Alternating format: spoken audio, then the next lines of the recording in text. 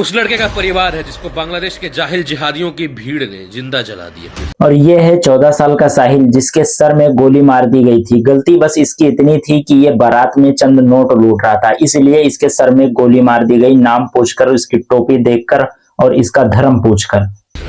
मत्था पीट दुनिया को अपना गम बता रहे हैं, लेकिन इनकी सरकार क्या इनको सुनेगी? कोई फर्क पड़ता है? नहीं पड़ता है। और ये है साहिल की माँ, जो चिल्ला चिल्ला कर अपने बेटे की इंसाफ की भीख मांग रही है सरकार से, लेकिन सरकार को कुछ फर्क पड़ता थोड़ी ना है। जिस तरीके से वहां सरकार को फर्क नहीं पड़ रहा है, उसी तरीके से सरकार को यहाँ भी फर्क नहीं पड़ रहा है। सरकार आराम से सोई हुई है, अब तक उसको सजा भी नहीं दिया गया है। ये दाढ़ी टोपी लगाया हुआ मुल्ला जो इस प्रकार के तोड़फोड़ के एक्टिविटीज कर रहा है, ये मजहब के नाम पे कर रहा है, जिहाद के नाम पे कर रहा है। मजहब के नाम पे ये कैसी जाहिलियत है, इसको कैसे सपोर्ट कर सकते हैं लोग? इंसान होकर तुम कैसे सपोर्ट कर सकते हो?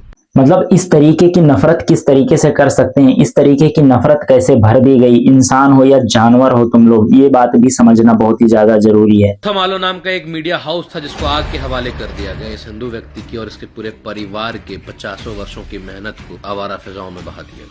और ये है वो अथर जिसको तड़पा तड़पा कर मारा गया, इसको करंट लगाया गया, इसके जिस्म को जलाया गया, इसके प्राइवेट पार्ट को जलाया गया, इसके प्राइवेट पार्ट को चेक किया गया कि ये हिंदू है या मुस्लिम, और जब कंफर्म हो गया ये मुस्लिम है तो उसके सीने पर चढ़ा गया, उसके कान काट दिए गए, उसके नाखून उजाड़ दिए गए, इतने सारे चीजें। मतलब ये किस तरीके का जाहिलीपन और किस तरीके की नफरत भर दी गई है इस तरीके से। बांग्लादेशी हिंदुओं को कितना हेल्प मिले ना मिले ये तो भारत सरकार और विश्व की बाकी सरकारें तय करेगी, लेकिन भारत के हिंदुओं के साथ ये ना हो, इसीलिए याद रखना भारत के हिंदुओं के साथ ये सारी चीजें नहीं होंगी, क्योंकि जिस तरीके से तुम लोग दिन रात सोशल मीडिया पे नफरत फैलाते हो, जो काम बांग्लादेश में वहां पर मुसलमानों ने किया है वही काम तुम लोगों ने कई कुछ सालों में यहाँ पर भी किया है भारत के अंदर। जिस तरीके से मैंने जो सारी चीजें बताई है, ट्रेन के अंदर 3 लोगों को नाम पूछकर मारा गया था, ये सारी चीजें अगर मैं लेकर बैठू ना तो तुझ जैसे चूतियों को जवाब देने के लिए मेरे पास टाइम नहीं है। और जितने भी भाइयों को लगता है कि मैंने सही बोला है, इस वीडियो में कमेंट करके जाना और अपनी राय जरूर बता के जाना।